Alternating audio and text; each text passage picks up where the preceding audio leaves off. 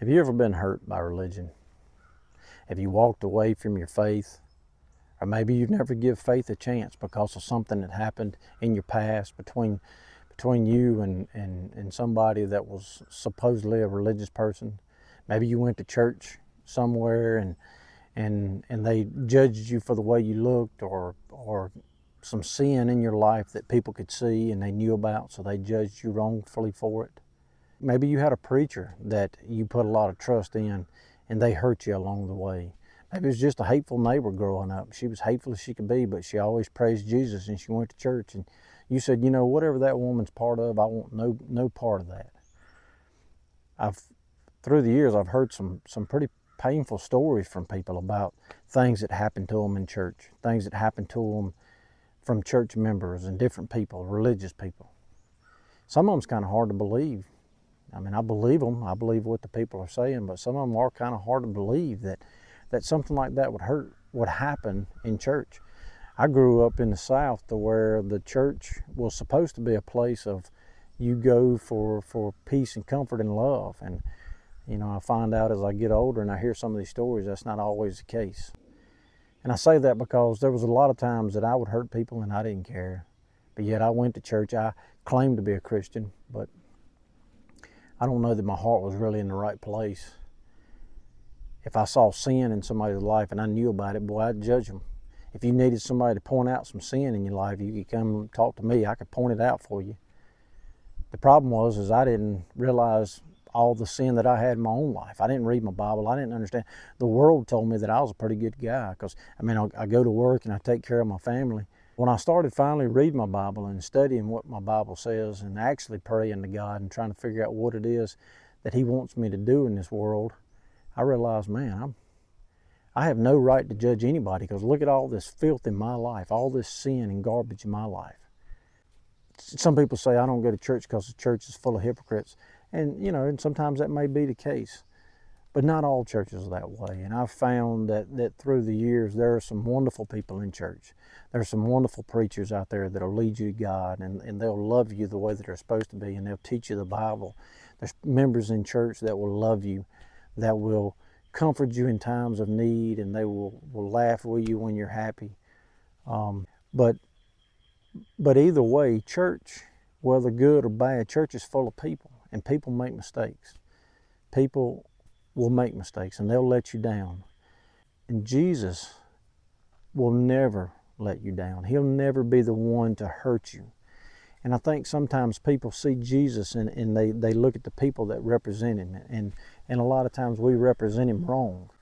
We don't represent Him the way we want to a lot of times. Even when we do want to follow Him and do what He asks us to do, sometimes it don't always work out that way. Seems like every day I end up saying the wrong things to my kids. I got 2 children. They're wonderful children, but I'll be in a bad mood, or I'll let emotion get the best of me, and I'll say something to my son, and I'll have to go back and apologize to him, or I'll say something wrong to my wife and have to go back and apologize to her, and I don't want to be that person. But sometimes even I study my Bible daily, and I want to do God's will. I want to do what Jesus wants me to do, but I give in to sin, and I let my emotions get the best of me, and I say something before I think about it.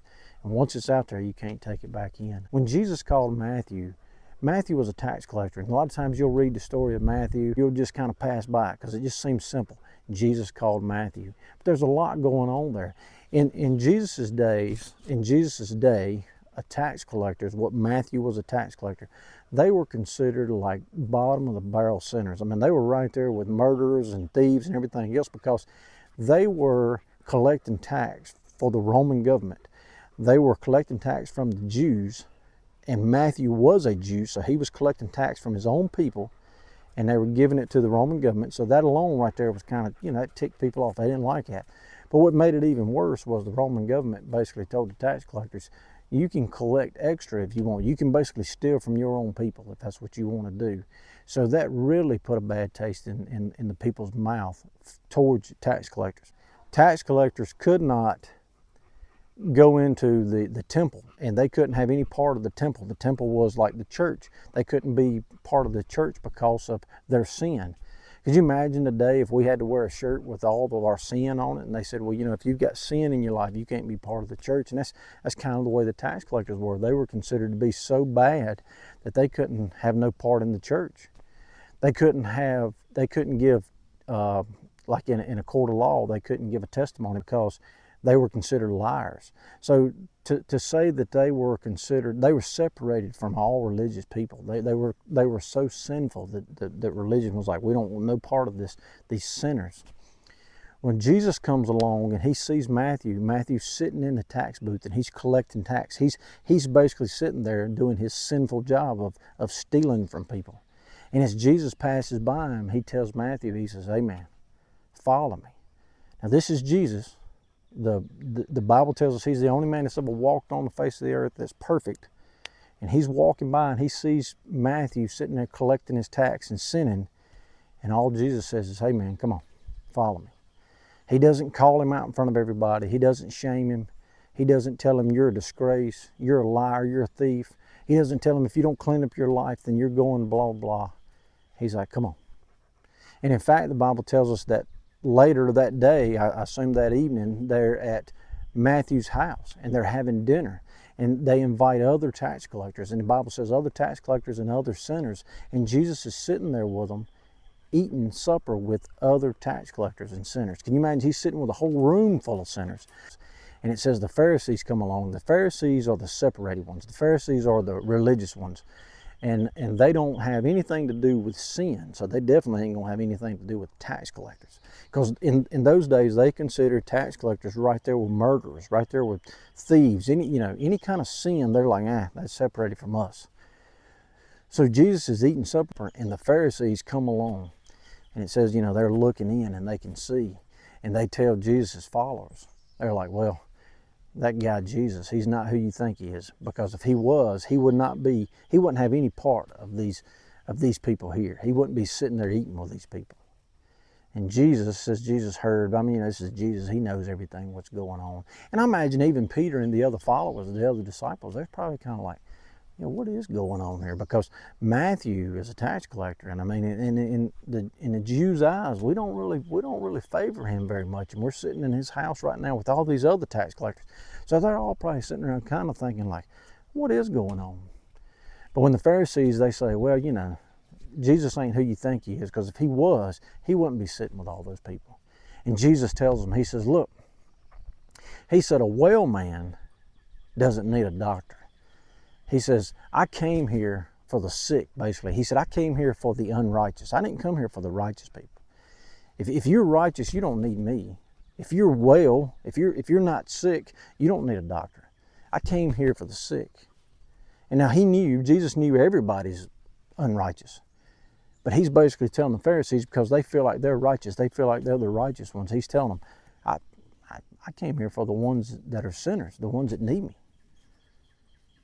And that's such an amazing story. There's so much going on there, because Matthew, he walked away from his life of a tax collector. He probably had a very wealthy life, a very comfortable life. He ends up leaving that life, and more than likely he left his wealth behind. But Jesus, he saw Matthew and he saw all the mess in Matthew's life.